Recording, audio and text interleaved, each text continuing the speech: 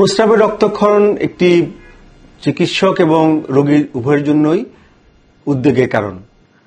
এই ধরুন কয়েকদিন আগে আমাদের এক স্বনামধন্য, আপনার বললেই চিনবেন তার নাম, উনি আমার কাছে আমার চেম্বারে আসতেন, ওনার প্রস্রাবের সাথে রক্ত যাচ্ছে।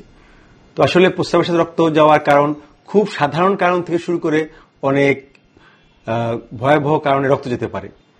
তার মধ্যে আমরা সবচেয়ে যেটা কমনলি পেয়ে থাকি সেটা হচ্ছে ইউরিনারি ইনফেকশন বা মূত্রতন্ত্রের প্রদাহ।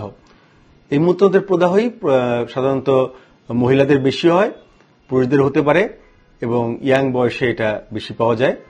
তাছাড়া অনেকের ক্ষেত্রে দেখা যায় যে এই তরুণ বয়সে বাংলাদেশের প্রেক্ষাপটে জেনিটোরিনারি অর্থাৎ মূত্রতন্ত্রে টিবি একটা ইম্পর্টেন্ট কারণ। এবং সবচেয়ে গুরুত্বপূর্ণ একটা বিষয় হচ্ছে যে কিডনির বিভিন্ন মেডিকেল কজে, মেডিকেল ডিজিজে, যেমন গ্লোমেরুলোনেফ্রাইটিস, নেফ্রোপ্যাথিতে এরকম প্রস্রাবের রক্ত যেতে পারে। আর ইউরোলজিক্যাল পার্সপেক্টিভে ইম্পর্টেন্ট হচ্ছে বিভিন্ন ধরনের টিউমার, যেমন কিডনি টিউমার, মূত্রথলির টিউমার, মূত্রনালীর টিউমার, প্রোস্টেটের টিউমার, এসব কারণে রক্ত যেতে পারে। কাজেই ক্যান্সার একটা গুরুত্বপূর্ণ কারণ। প্রোস্টেটিক হাইপারপ্লাসিয়া অর্থাৎ প্রোস্টেট বড় হয়ে যাওয়াও প্রস্রাবের সাথে রক্ত যাওয়ার কারণ।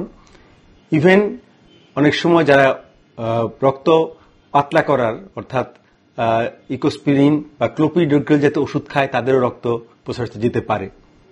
অনেক ক্ষেত্রে দেখা যায় বংশগত কিছু অসুখ আছে, যেমন সিকেল সেল অ্যানিমিয়া, অ্যালপোর্ট সিনড্রোম, এসব অসুখ হলে রক্ত যেতে পারে।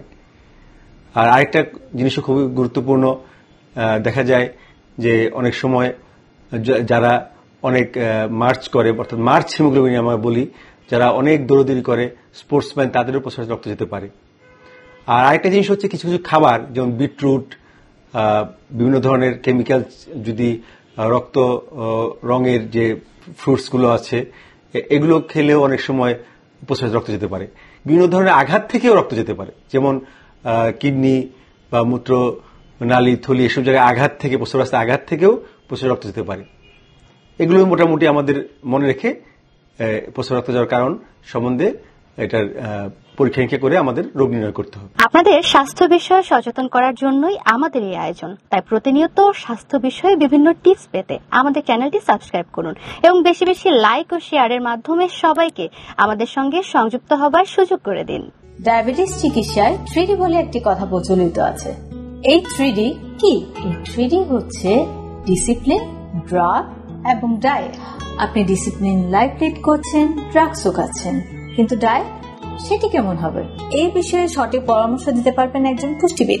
তাই এই বিষয়ে সমন্বিত সেবা দিতে রয়েছে আমরা।